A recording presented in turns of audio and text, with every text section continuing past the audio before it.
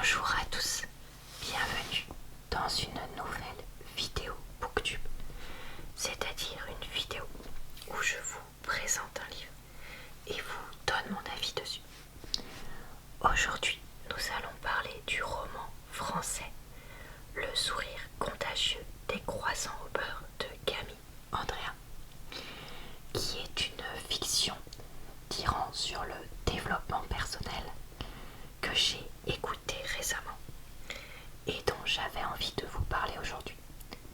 Comme toujours dans ce type de vidéo, je vais tout d'abord vous lire le résumé, puis les premières pages du roman pour que vous puissiez en avoir un extrait avant de vous donner mon avis dessus. Je fais en effet très souvent ce genre de vidéo, donc vous pourrez retrouver en barre d'infos, commentaires épinglés et dans le i en haut de l'écran le lien vers d'autres vidéos de ce genre. C'est pas trop le type de roman que je lis d'habitude, mais je me suis dit pourquoi pas essayer et changer, puisque j'ai pu avoir accès au livre audio. Donc voilà, j'avais envie de quelque chose de léger et rapide pour passer un peu le temps. Et en voyant la couverture, je me suis dit bah ça a l'air marrant, donc on peut essayer. Vous pourrez retrouver donc voilà plein d'avis de livres sur d'autres types de livres, que ce soit des romances, des fictions ou autres que je lis. Donc n'hésitez pas à regarder tout ça. Je crois que j'ai tout dit pour l'introduction, je me demande si je suis même pas déjà en train de me répéter. Donc on est parti pour la lecture du résumé. Alors ce livre est sorti en 2021. Le bonheur, c'est comme la pâtisserie. Rien ne sert d'avoir les ingrédients si on n'a pas la recette. À 44 ans, le chef français Pierre Boulanger a tout pour être heureux. Il possède le plus grand empire de pâtisserie surgelée de tous les États-Unis. Il est l'ami des stars, les plus belles femmes du monde, croquent à pleines dents dans ses fameux croissants. Et il a épousé une brillante avocate reconnue par le gratin new-yorkais, qui lui a donné un adorable petit garçon. Jusqu'au jour où un vendeur ambulant lui propose un café à $1 million. Voilà. Et bah écoutez, je pense que le mieux c'est de tester les premières pages. Je suis désolée pour les probables reflets qu'il y a à cause de ma tablette. C'est vrai que c'est pour ça que normalement j'essaye d'éviter de vous faire une vidéo là-dessus, mais là j'ai pas le choix vu que j'ai pas le livre sur format numérique ou pas. Chapitre 1. Le gobelet de café à $1 million. $1 million. La réception sur les épaules d'un piano à queue, Steinway & Sons, tombé accidentellement du 23e étage, ne me causerait plus grand effet. Bien sûr, sur le coup, je pense à une blague. Il ne peut en être autrement. Et scrute le visage du vendeur à la recherche d'un sourire complice, d'un éclat dans le regard qui trahirait un trait d'humour. Mais tout chez mon interlocuteur inspire sérieux, bonté et confiance. C'est un très vieux bonhomme de type hispanique, aux yeux plissés et à la peau sombre ratatinée, comme une prune brûlée par un soleil que l'on ne trouve pas sous ces latitudes. $1 million, je répète stupéfait.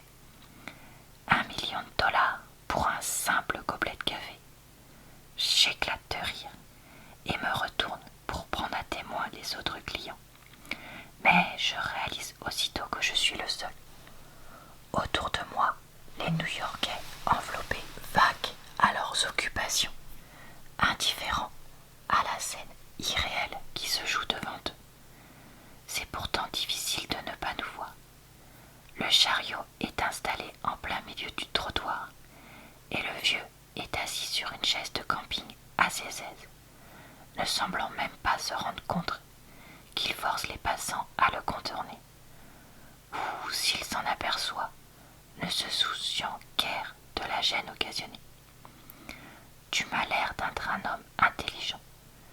Tu ne payerais pas autant pour un simple gobelet de café, pas vrai? Relève le marchand sur un ton calme et posé. Par changer ta vie.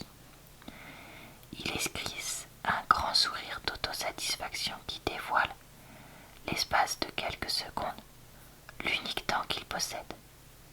On peut dire qu'il a une haute opinion de son café. J'aime ça. J'aime les gens culottés qui croient en ce qu'ils vendent. Je parle en connaissance de cause.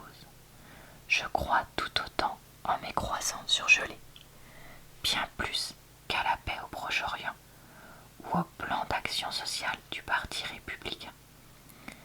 Je regarde de tous les côtés à la recherche d'une caméra dissimulée dans une camionnette de plombier à verre fumé.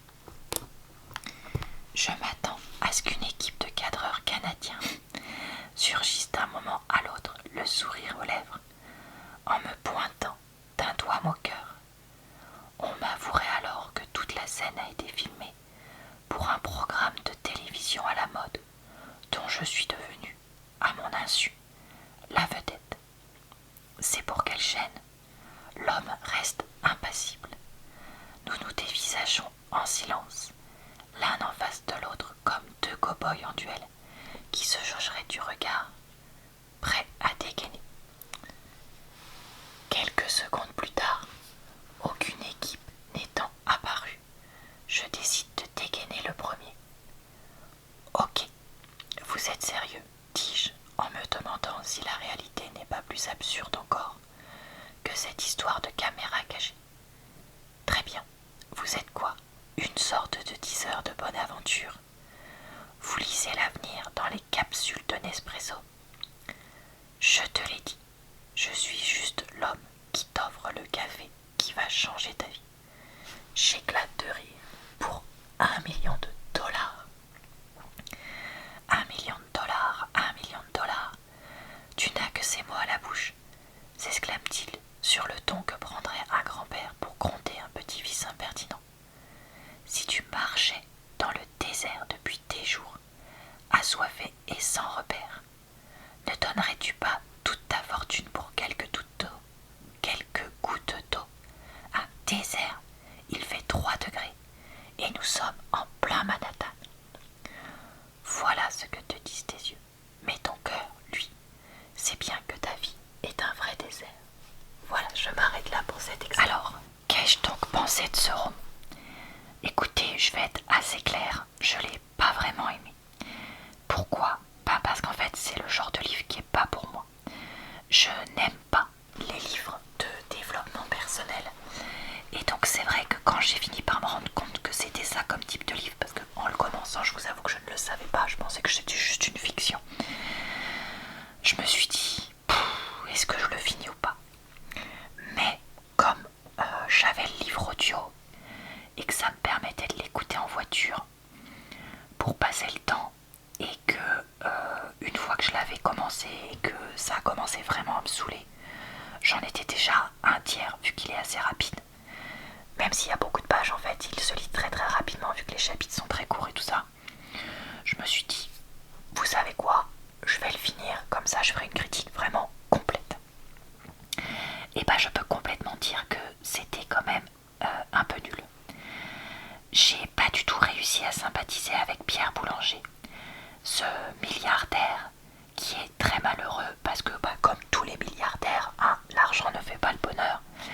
Et donc lui, il a absolument besoin que lui rappelle ce qui est important dans la vie pour être heureux. Le côté où il serait peut-être heureux grâce à ce super café tellement bon qui coûte $1 million, je trouvais ça marrant. Le côté français expatrié à New York, pourquoi pas, qui fait fortune dans le croissant, pourquoi pas. Par contre, comme je le disais, très difficile de sympathiser avec Pierre, qui se décrit comme un vrai CON, PDG intéressé que par l'argent, etc. Et qui va changer presque en un claquement de doigts, du tout au tout, en à peine quelques jours dans l'histoire. Le côté tout de suite se mettre à faire confiance à quelqu'un qu'il décrit comme un clochard qu'il rencontre dans la rue, ça paraît très peu crédible parce que quelqu'un de cette importance-là serait forcément avec des services de sécurité hyper forts, avec des personnes qui font justement barrière pour pas qu'ils puissent se faire entourlouper ou quoi que ce soit. Et là, on a l'impression que sa femme apparaît à peine présente, elle n'existe pas. Il n'a pas d'amis évidemment, ses employés, enfin voilà, bref, c'est vraiment bizarre. Et c'est vrai que c'est pas du tout crédible. Bon, l'histoire est pas faite pour ça, mais voilà, déjà ça, je trouve que voilà. Et ensuite, Pierre se comporte vraiment comme un gros CON, c'est-à-dire que il va avoir une façon de systématiquement sexualiser les femmes qu'il rencontre et décrire la façon dont elles s'habillent, etc. Alors qu'il est marié et que soi-disant il aime sa femme et qu'il veut pas la quitter, au contraire qu'il veut renouer avec elle. Son fils, qui est mentionné dans le résumé, n'existe pas pendant les 2 tiers du roman. C'est au bout de je sais pas combien de temps que j'ai découvert qu'en fait il était père de famille. Je me suis dit mais quoi? Donc voilà. En plus, je trouve qu'il y a un espèce de... En plus de cette misogynie comme ça, un peu... cette sexualisation des femmes sous prétexte que voilà, il est quand même beau garçon. On a un espèce de pseudo un peu racisme envers justement notamment le vendeur de hot dog, puis après des gros clichés sur l'Amérique du Sud, mais vraiment mais à l'emporte-pièce. Et en fait, voilà, je peux dire que je l'ai fini, donc j'ai vraiment le droit de juger, mais je trouve que ça va pas du tout. Et en plus, le côté développement personnel, parce que voilà, moi le côté d'avoir besoin d'un livre pour se rendre compte que amasser de l'argent sans faire le bien, oh là là c'est mal. Pas s'occuper de son fils, oh là là c'est mal. Pas prendre le temps de passer du temps avec sa femme, oh là là c'est mal. Être condescendant envers tous ses employés, tout le monde, oh là là c'est mal. Mais à qui s'adresse ce livre en fait? À part des espèces de pseudo-patrons obtus qui vivent dans une tour de verre mais qui ne le liront pas en fait. Je me dis mais pourquoi? Et voilà, je me retrouve avec un livre, d'ailleurs un peu comme l'autre que je vous présentais l'autre fois, The Last One at the Wedding, dont j'ai l'impression de pas du tout être la cible. Que ce soit dans la fiction, le côté développement personnel, le ton en général du livre. Après, bah écoutez, voilà, j'aurais essayé. Je crois que l'auteur, c'est complètement un pseudonyme si je me rappelle bien. La note à la fin qu'il y a eu, bah écoutez, tant pis. Et est-ce que je lirai d'autres livres de cette personne? Franchement, non, j'ai pas du tout envie.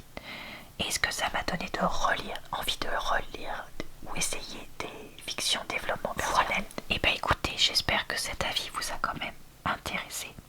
Et je suis contente d'avoir quand même testé ce livre en français. Et par contre, la voix du narrateur est très bien. C'est un gars que j'ai déjà entendu pour les livres audio, donc voilà.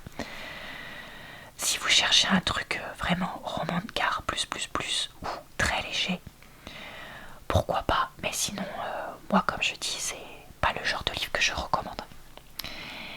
Et bah écoutez, ça va être tout pour aujourd'hui. Je vous retrouve très vite dans des prochaines vidéos d'avis de livres et le plus souvent possible sur ma chaîne. Je vous souhaite une bonne soirée, une bonne nuit ou une bonne journée. Je vous retrouve également sur ma chaîne secondaire et mon